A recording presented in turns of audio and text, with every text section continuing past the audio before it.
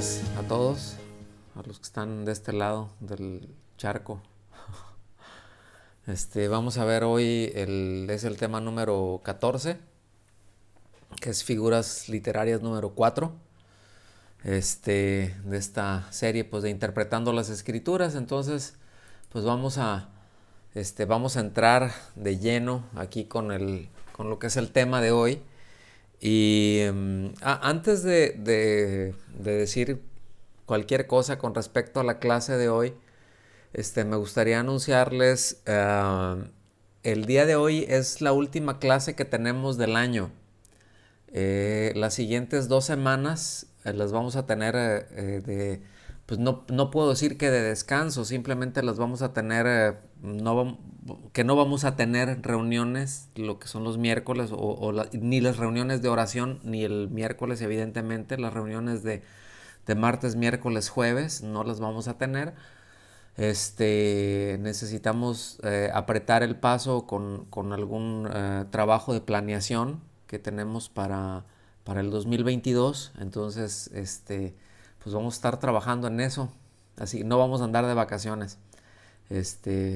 Pero nada más comentarles que no vamos a tener las siguientes 2 reuniones, los siguientes 2 miércoles, es decir, el último fin de semana de este año y el primero del año que entra, ¿no? Pero se van a enterar de cualquier manera. Pues bueno, ya hice el anuncio. Y vamos a entrar a figuras retóricas número 4. Vamos a ver una sola figura. No me quiero adentrar a más. Yo prefiero ir avanzando de a poco, de una en una. Les soy honesto, sí van a ver más adelantito algunas figuras que o algunos de los temas que vamos a ver, 2 o pudiera ser hasta más, ¿no? No va a ser muy exhaustivo todo, pero sí quisiera darles lo que son de cada tipo de figura retórica o de cada tipo de figura literaria, darles algo más que lo básico. Entonces, el día de hoy vamos a entrar de lleno, vamos a ver lo que son las parábolas. Y sin duda las parábolas pues son el aspecto o un aspecto muy característico, ¿verdad? Del ministerio del Señor Jesucristo, ¿verdad? Hay muchísimo de parábolas continuamente, sobre todo en los evangelios sinópticos, se van viendo, ¿no? Y él está hablando parábolas, parábolas, parábolas. Después vamos a ver alegorías, que es muy parecido, pero no es lo mismo. No me voy a meter ahorita por ahí, pero es algo muy característico. Parábolas son muy características en la enseñanza de nuestro Señor Jesucristo, pero no solamente ahí, es decir, también dentro de lo que es las figuras retóricas, dentro de lo que es en el Antiguo Testamento, también se utilizan cualquier cantidad de parábolas, ¿no? Entonces, ahora, ¿de dónde viene la palabra parábola? Viene del griego para, que quiere decir junto, y vayein, que quiere decir echar o poner a un lado, arrojar. Entonces, lo que una parábola o la palabra parábola, el vocablo, quiere decir es colocar una cosa al lado de la otra a fin de compararlas, ¿sí? Vamos a tratar de ver y razonar, vamos a ponderar un poco con respecto a esto, ¿verdad? Hay una relación muy cercana al símil en lo que son las parábolas. Ya vimos parábolas, metáforas, antropopatismo, antropomorfismo, perdón. Pero todo esto, lo que hemos visto hasta el momento, han sido figuras de comparación, ¿sí? Eso es lo que hemos visto. Hay muchísimas más dentro de las figuras de comparación. En verdad, hay cualquier cantidad de ellas que sí están dentro de la escritura, pero que tienen un detalle muy profundo. Vamos a ver algunas más, las más conocidas, ¿sí? Entonces, no, como les he dicho prácticamente en cada clase, no quiero que se me abrumen. Quiero que la tengan muy clara y que las puedan distinguir, ¿sí? Entonces, repito, hasta este momento hemos visto figuras de comparación Y la parábola tiene mucha relación con el símil. De hecho, en la Septuaginta, que es la versión griega del Antiguo Testamento, hay registradas aproximadamente 30 veces parábolas, ¿sí? Son un buen. Aunque dices, no, pero es que son muchos libros, entonces no son tantas. Son un buen, son bastantes figuras, ¿no? Entonces,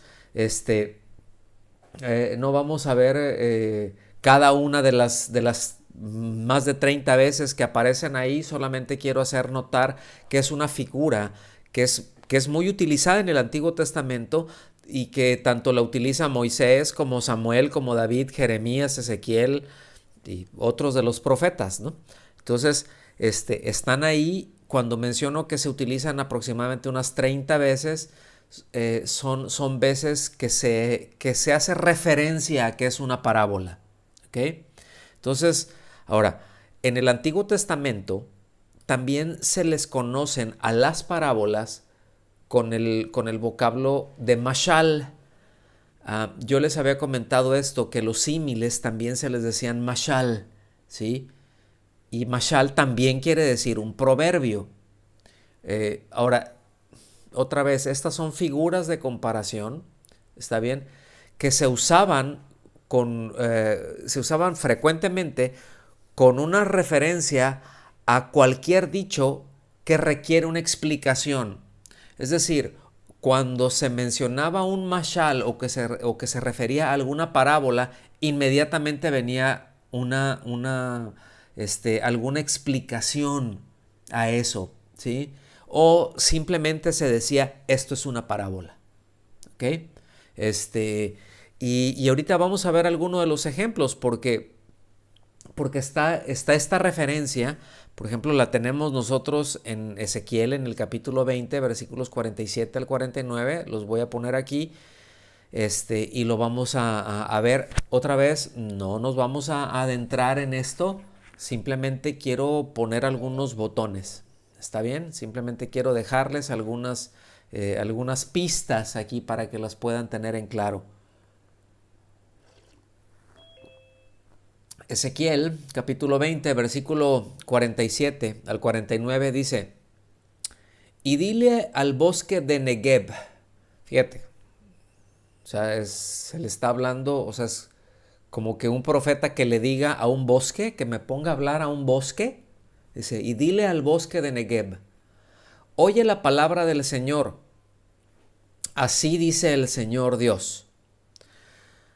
Voy a prenderte un fuego que consumirá en ti todo árbol verde y todo árbol seco. O sea, te voy a poner una que va a arrasar con todo. No se apagará la llama abrasadora y por ella será quemada la superficie de sur a norte. Acuérdense, de sur, no dice de norte a sur, de sur a norte. El Negev estaba en el sur. Y ahorita voy a ir para allá. El Negev estaba en el sur, pónganlo ahí. Estos son detalles que muchas veces nosotros obviamos a la hora de que estamos leyendo y por eso se nos tiene que explicar. Pero a la hora de que a quienes estaban recibiendo este escrito, ellos ubicaban el Negev. ¿En qué parte está? Está en el sur, ¿sí? Está en Judea. Entonces no tenían ningún problema con eso. Nosotros tenemos que hacer la aclaración. Versículo 48. Y toda carne verá que yo, el Señor, lo he encendido. Es decir, toda persona se va a dar cuenta que esta es una obra mía. Entonces dije, Señor Dios, ellos dicen de mí, ¿no habla más que parábolas? Fíjense bien, aquí es como... es algo que el Señor le da una palabra al profeta Ezequiel y el profeta Ezequiel dice, pues sí, pero van a decir, pues son puras palabras, puras parábolas, es un mashal lo que estás diciendo, o sea, eso que estás diciendo, pues nada más me quieres enseñar algo, quieres decir, pero no es real eso que estás diciendo.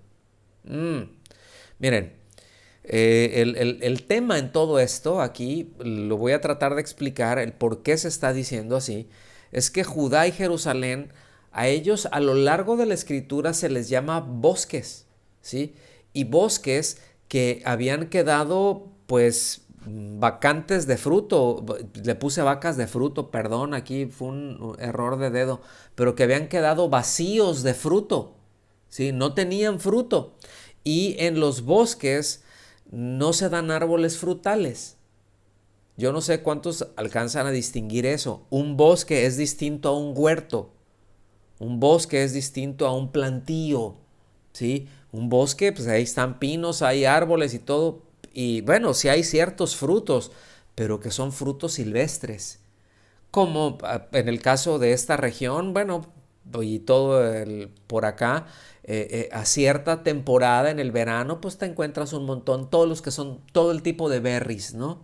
Desde fresas, blueberries, todos los berries, pues, ¿no? Te los encuentras acá y te los encuentras, nosotros los podemos ver aquí desde las zarzamoras, ¿verdad? Que se dan como arbustos, ¿no? Que se dan como monte. Este, pero hay muy pocos huertos, ¿ok? Entonces, este, los huertos, no hay árboles frutales. Ese es el punto que está dando. Judá y Jerusalén se le compara como un bosque y uno puede decir, ay, bueno, pero es que un bosque hay muchos árboles, hay mucha vida y todo y tal. La vida en un bosque es muy difícil, ¿sí? Porque no hay muchos frutos. Entonces, los que nos indican aquí que la población que debía de ser realmente como un huerto, como un jardín de Dios, pues se habían convertido en un bosque. Es decir, no tenían fruto, ¿verdad? Eran como un bosque desierto, como un bosque descuidado, ¿sí? Que estaba lleno de espinas, lleno de cardos y que pues sí habitaban ahí muchas alimañas, ¿no? Muchos animales salvajes, ¿verdad? Como lo hay en un bosque, ¿sí? Pero no es una cuestión doméstica, vamos a ponerlo así. No, es difícil la vida en un bosque, esa es la realidad, ¿sí? Entonces, eso es un ejemplo nada más, es un botón que estamos tratando aquí para con el Antiguo Testamento. Pero repito, hay aproximadamente o alrededor de 30 citas en donde están utilizando parábolas como estas, ¿sí? Y otras más amplias, ¿no? Ahora, en el Nuevo Testamento son más comunes, son más usadas. Cuando en el Nuevo Testamento se menciona una parábola, siempre se está refiriendo a una historia. Esta historia puede ser real, puede ser una historia imaginaria, pero que tiene un significado, ¿sí? Que está guardado y que se entiende el sentido que este significado tiene como una comparación.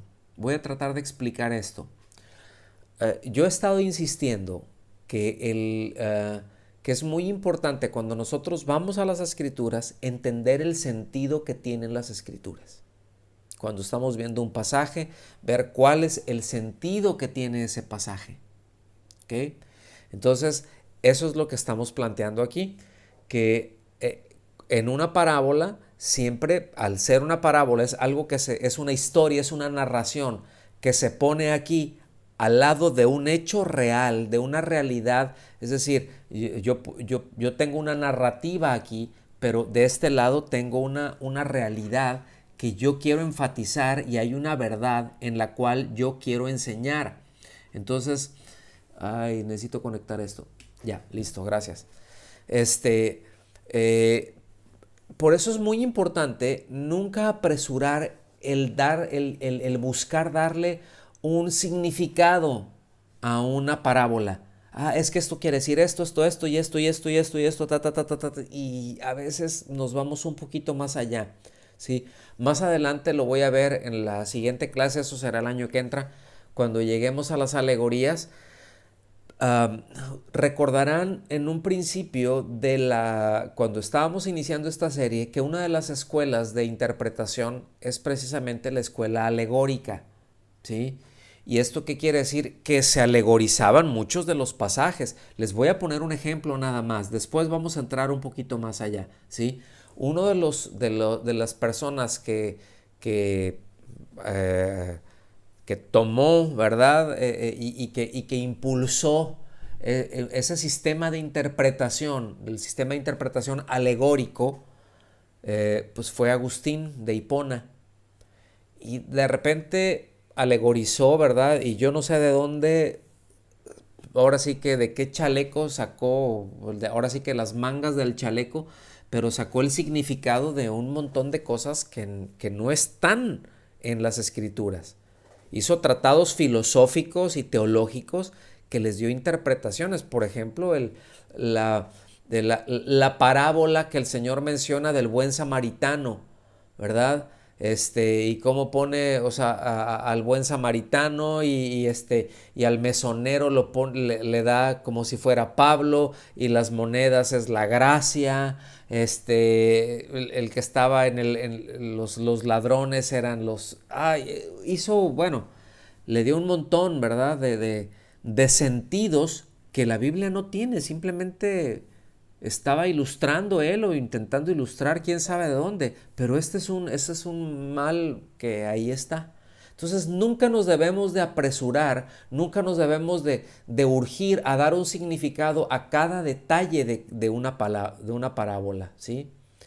Ya la semana pasada, por ejemplo, sí fue la semana pasada o la antepasada, cuando estábamos viendo el símil, ah, comentamos, por ejemplo, que en la forma de símil se habla con respecto al león, ¿sí? Y que el león se le aplica a Cristo, pero también se le aplica al diablo, ¿sí? Se habla del león de la tribu de Judá, pero también se habla que Satanás anda como león rugiente buscando a quien devorar. Entonces, son referencias muy distintas.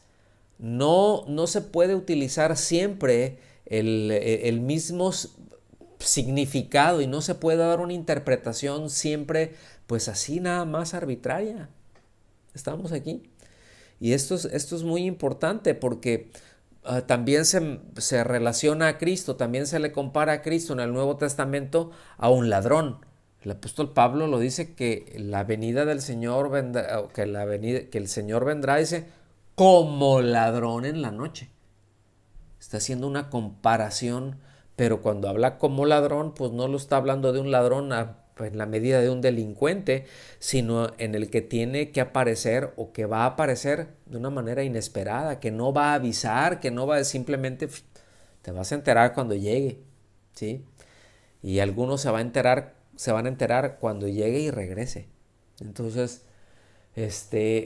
no sé si me alcanzo a dar a entender con esto, pero ¿por qué lo comento? Porque nunca debemos de apresurarnos a darle una interpretación a una parábola, ¿sí? Tienen sus propósitos las parábolas, y ahorita lo vamos a ver. Entonces, pues para interpretar correctamente una parábola va a ser absolutamente indispensable que hallemos el objetivo que tiene cuando se está dando esta parábola. Es decir, cuál es el objetivo, cuál es el contexto en el que se está expresando esa verdad que se nos está presentando, ¿verdad? Y cuál es la lección que se nos quiere enseñar. Porque las parábolas para eso son, para eso las utiliza en este caso el Señor Jesucristo. Pone una parábola, da una narración para ilustrar, o para hacer por comparación una enseñanza.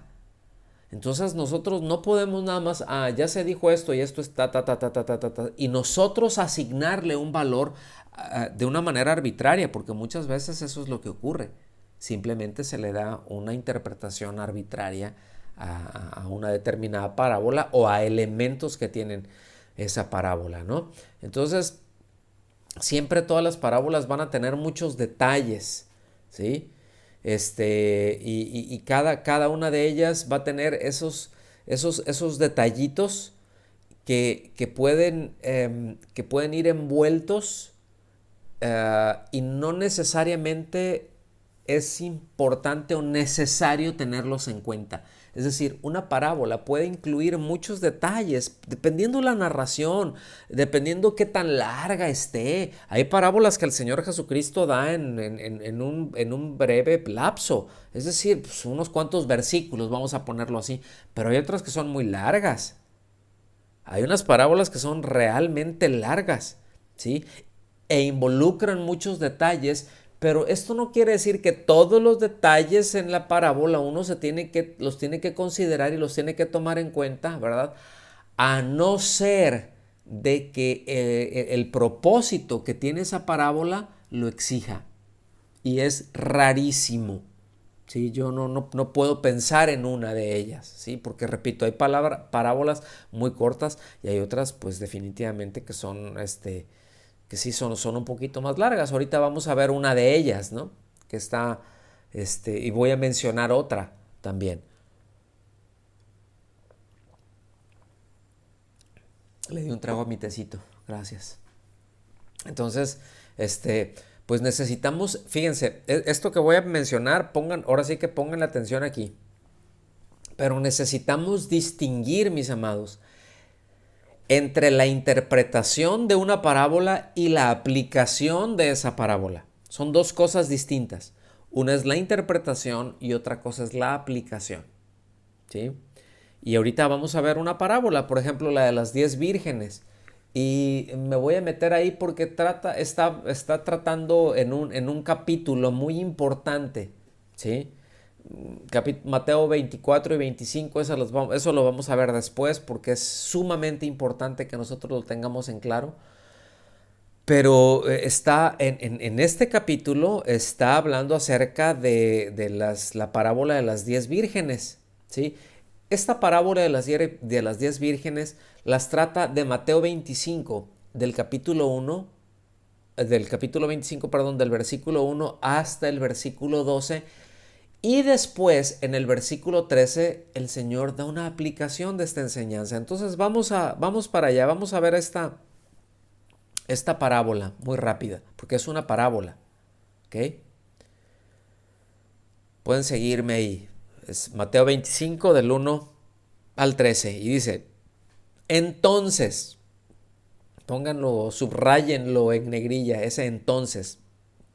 Entonces, el reino de los cielos será semejante a 10 vírgenes que tomando sus lámparas salieron a recibir al novio.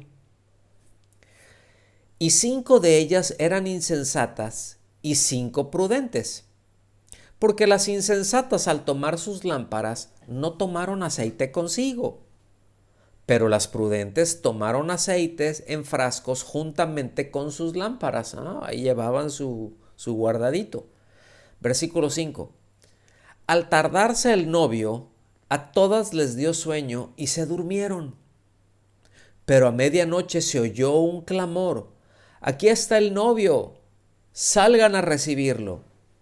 Entonces todas aquellas vírgenes se levantaron y arreglaron sus lámparas. Dice todas las vírgenes, ¿verdad? Arreglaron sus lámparas. Y las insensatas dijeron a las prudentes, dennos su aceite, porque nuestras lámparas se apagan.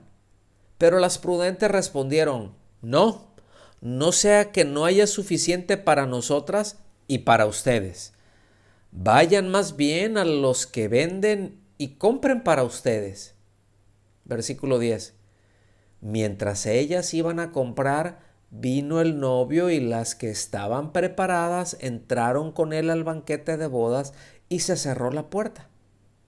Después, versículo 11, después vinieron también las otras vírgenes, es decir, las otras 5 que fueron allá al Sainsbury, ¿verdad? Por sus galones de aceite. Diciendo, Señor, Señor, ábrenos. Pero él respondió, en verdad les digo, no las conozco. Versículo 13. Velen, aquí está la explicación, velen, pues no saben ni el día ni la hora. Miren, yo les puedo decir un montón de interpretaciones que yo he escuchado y de predicaciones que he escuchado con respecto a esto.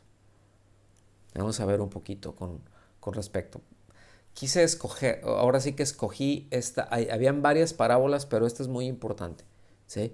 Y es nada más para hacernos ver. Yo quiero que vean algunos detalles, ¿sí?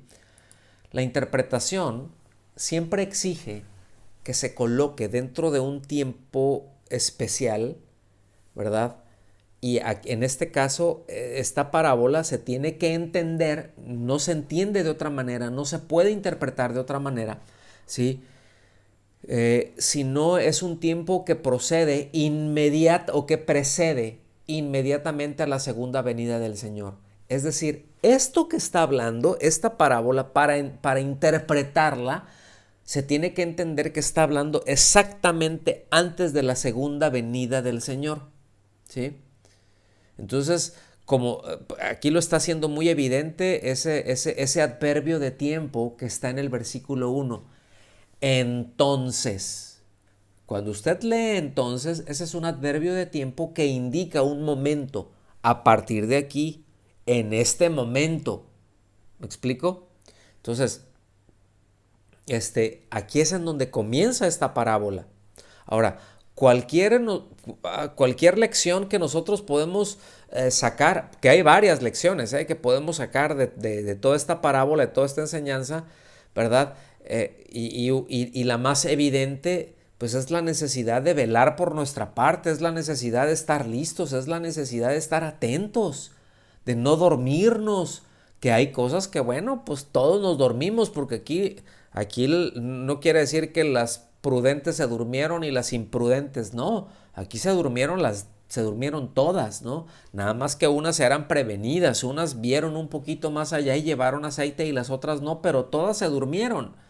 Entonces, siempre se debe de considerar esa parte, ¿verdad? Entender que se tiene que colocar en un tiempo, pero aquí se debe de considerar también como una aplicación de la parábola, pues todas las circunstancias que están ahí, ¿sí? Como el hecho, ¿verdad? De ser prudentes, de ser precavidos. Entonces, nada más para intentar aclarar esto, porque aquí hay varios elementos que se están mencionando. Y repito, yo he escuchado con respecto, yo estoy seguro que algunos de ustedes también, de esta parábola, de que no, es que aquí está hablando de la iglesia y que las 10 vírgenes, pues que es la iglesia, entonces unos son prudentes y que si no estás listo, pues cuando venga el Señor te quedas, cuando sea el arrebatamiento, si no, pues aquí te quedas. Mis amados, eso no tiene absolutamente nada que ver con el arrebatamiento de la iglesia. Esta parábola, déjenme decirlo así, soy categórico en esto. No tiene absolutamente nada que ver con el arrebatamiento de la iglesia. ¿Sí? Aquí está hablando de las 10 vírgenes. Esto es algo que les quiero aclarar, nada más para que lo ubiquen, ¿no? Repito, por enésima vez, porque se dicen muchas cosas y yo he escuchado muchísimas cosas con respecto a esta parábola. ¿Sí? Las 10 vírgenes no es la iglesia. Las 10 vírgenes no representan a la iglesia. Porque entonces habría que representar, entonces que 5 es un sector de la iglesia y otras 5 no es un sector. Entonces, pues 5 son prudentes y 5 son insensatas. Pero otra vez, las 10 vírgenes no son la iglesia. ¿Quiénes son esas 10 vírgenes? Pues, quién sabe quién sean. Aquí está hablando como invitadas a una boda. No se está refiriendo, incluso el novio no las conoce, pues no sé si sean las vecinas, sean las primas, porque ya ven que en las bodas luego llega medio mundo, ¿no? Ahí, pero no es la iglesia, nada más tengan en claro esto, esas 10 vírgenes no es la iglesia, son, no sé quién sean, son invitadas, ¿verdad? Pero no te dice, no puede uno asumir quiénes son, ¿verdad? No hay ningún significado especial en eso. Es que el número 10 y no vamos a entrar por numerología porque no hay ningún significado especial en eso. El Señor, pónganme atención en esto, el Señor viene solamente por una iglesia, ¿sí? Viene por una virgen, no viene por 10. ni por 5, ni por prudentes o imprudentes, ¿sí? Viene por una esposa, y esposa solamente tiene una. No anda con 10. No anda con, bueno, pues ando así con 10 y que vengan, ¿verdad? Todas para acá porque van a entrar al lecho conmigo. Pues el novio se iba a casar con una, no con ellas. Ellas eran invitadas, no eran las de la boda.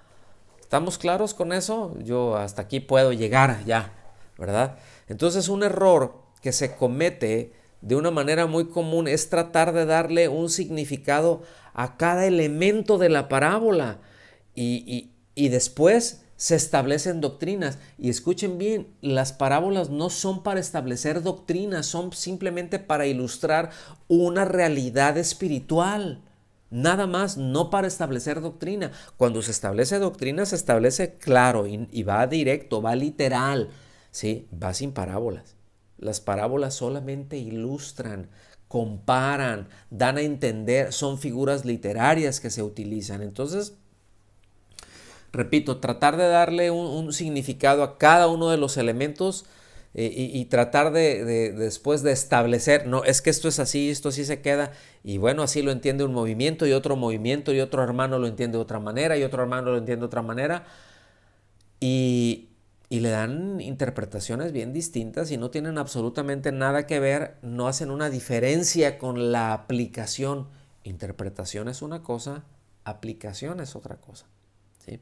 Entonces, cuando en realidad el propósito, repito, de una parábola siempre va a ser comunicar una lección espiritual y va a utilizar un relato, va a utilizar una narración de algo que sucede frecuentemente y que para los oyentes era algo común. Para nosotros hay cosas que no son, que nosotros las vemos en las escrituras y que no es común. Ahorita nada más nos detenemos, las 10 vírgenes, Montán, ¿sí? No sé si lo alcanzan a ver, pero es comunicar siempre una lección espiritual, ¿verdad? Con elementos que quienes lo estaban oyendo estaban familiarizados, por eso luego habla de agricultura, habla de ganadería, habla que si el pastor, que si las ovejas, ¿me doy a entender?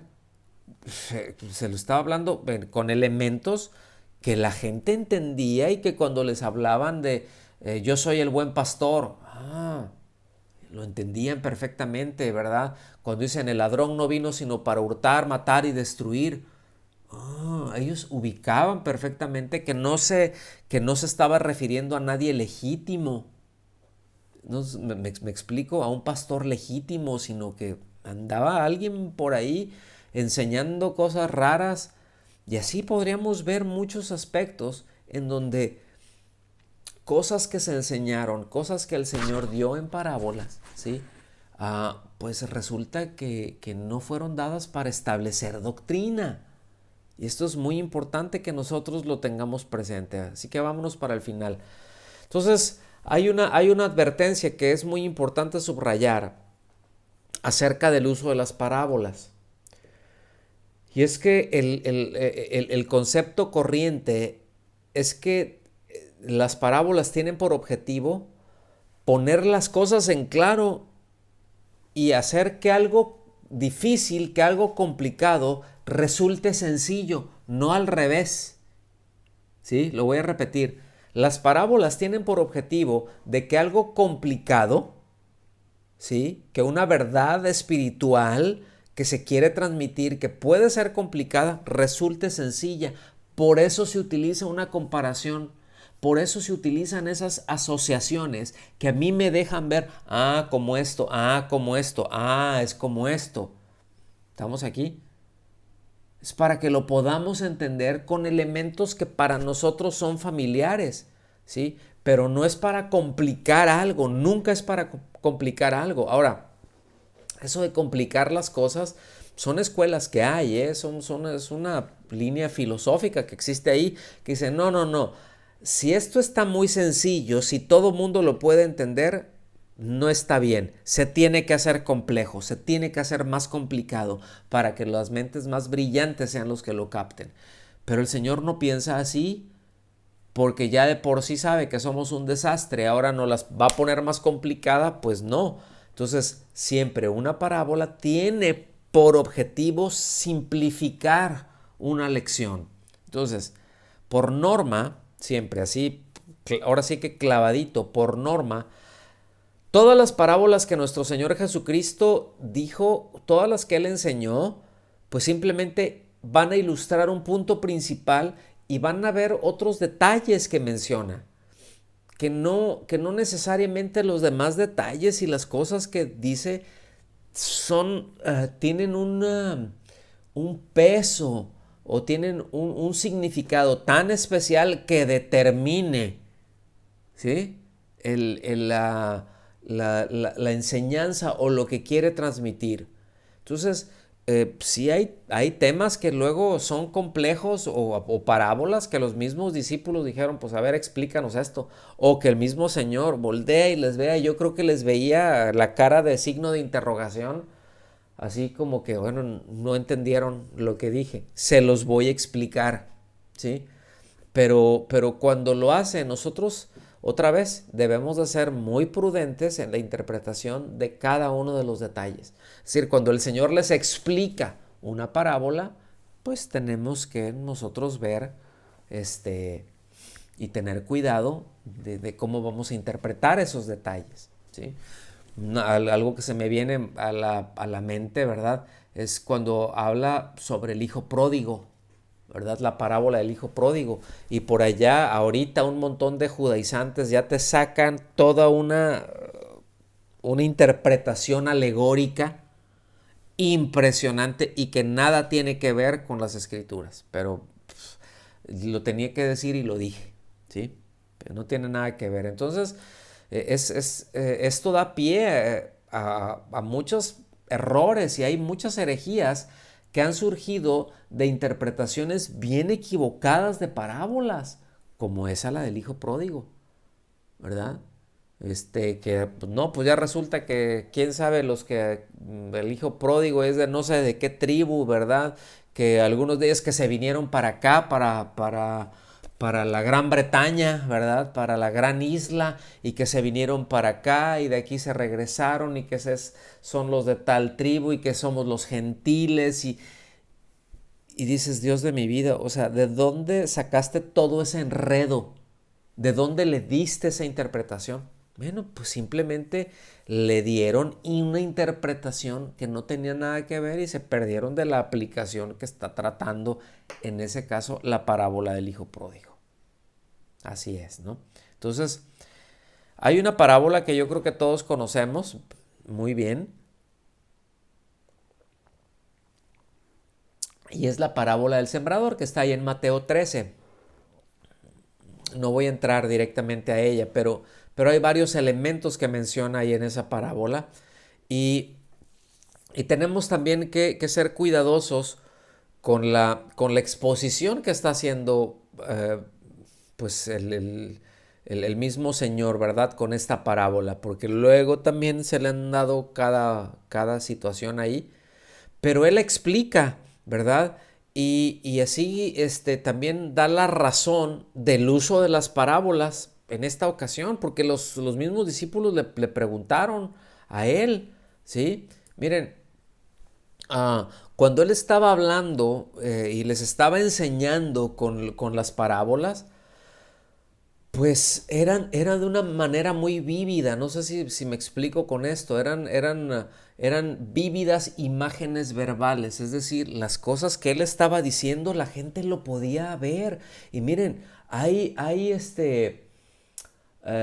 personas que tienen una capacidad para describir, ¿sí? Hay escritores que te están escribiendo, que te están describiendo escenas y que prácticamente, digo, si cierras los ojos lo ves, ¿verdad? Pero pues no los puedes cerrar porque entonces dejas de leer. Pero, pero son ilustraciones muy vívidas de todo lo que están diciendo y te dan el detalle y casi hasta puedes oler lo que está pasando ahí. Te describen de una manera que puso el café y que estaba el pan en el horno y que había esto y la temperatura era tan agradable y y tú le haces así, casi agarras el libro, ¿verdad? Y le haces, ay, oye, sí huele a eso, porque está muy vívido. Bueno, las parábolas del Señor tenían una capacidad para, imagínense, el maestro de maestros, ¿no? Pero una capacidad de transmitir impresionante, ¿sí? Y el asunto es de que cuando nosotros estamos leyendo una parábola que está dando el Señor, ahora sí que tenemos que visualizarla y no en el mal sentido, ¿eh? No estamos hablando de nada de metafísico, de que visualízalo. No, es simplemente tenemos que verlo con los ojos del Señor. Tenemos que verlo cómo lo estaba pensando el Señor y en la forma en que lo estaba diciendo, que los demás que lo estaban escuchando lo entendían, porque eran elementos muy familiares para ellos. Entonces es algo que nosotros tenemos que considerar siempre. ¿Está bien? Entonces, en particular en esta parábola, ¿verdad? Pues los discípulos sí le preguntaron ahí, pues yo no alcanzamos a ver la razón por la que el maestro enseña tanto con parábolas. ¿Por qué no les dice así, así, asado y listo? ¿Por qué no? Bueno, pues el Señor sabría, ¿no? Pero ellos le preguntaron al Señor. Ahora yo quiero decirles algo aquí. Miren, ustedes también pregunten, no se queden con dudas. Pregunten. Para eso tenemos los tiempos de la sobremesa terminando la clase. Bueno, pues eso es para los que se quedan en línea, ¿verdad?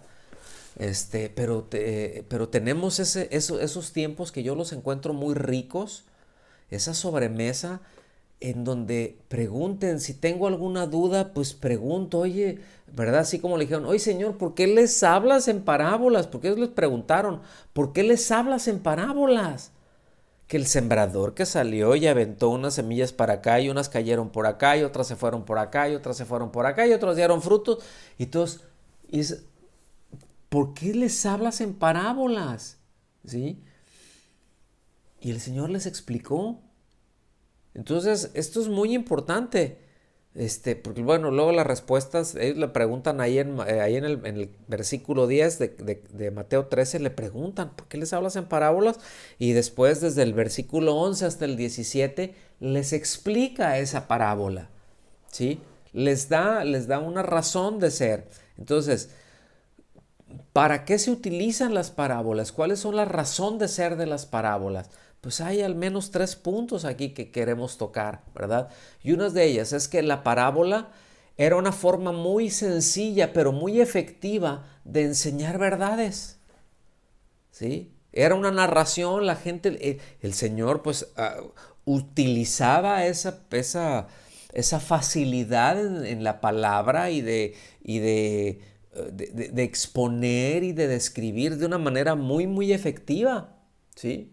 Era una manera de hacerles entender, por comparación, cosas en los que para ellos eran muy familiares, verdades profundas que luego a veces uno no piensa, pero y así nos pasa, hasta que no nos llega algo, un ejemplo, hasta que no nos llega algo que es familiar para nosotros, a veces puede quedar por acá medio heterogéneo, ¿verdad? Puede quedar así como que no muy aterrizable, puede quedar así como que la idea, ay, pues la idea ahí está, pero no la alcanzo a aterrizar. Y las parábolas lo que hacen es aterrizarla precisamente, ¿sí? Una parábola es capaz de despertar el interés y de provocar que se medite en ella, ¿sí? Y esto es muy importante. Ay, a ver, ¿cómo está escrito esto? ¿Qué querrá decir? ¿Cuál es la lección que nos está dando? ¿De qué me está hablando el Señor con esto? Y me lleva a meditar. Entonces no nada más estoy meditando en ese texto o en ese pasaje que me está dando, sino voy a otros ahí en la palabra y escudriño, indago más. Eso provoca una parábola. Y también las parábolas sirven, el punto número 3, para convencer a algunos a pesar de su ceguera espiritual. Y esa es una referencia bien dura, esa es una referencia bien fuerte, ¿sí? Y este versículo que voy a poner ahorita es un versículo que representa mucha dificultad. Van a ver por qué. Y ya, repito, ya me estoy yendo para el final. Pero en Mateo 13:13, que es una referencia a Isaías capítulo 6, versículos 9 y 10, dice así: Por eso les hablo en parábolas, para que viendo, porque viendo no ven y oyendo ni entienden. ¿Sí? También se lee y ni oyen ni entienden. O sea, aunque están viendo, no se dan cuenta, y aunque lo están escuchando, no lo entienden. Y dices, bueno, pero entonces, ¿por qué les hablas así? Entonces, ¿no quieres que te entiendan? No, es que sí, aquí está el asunto. Fíjense, esto es clave.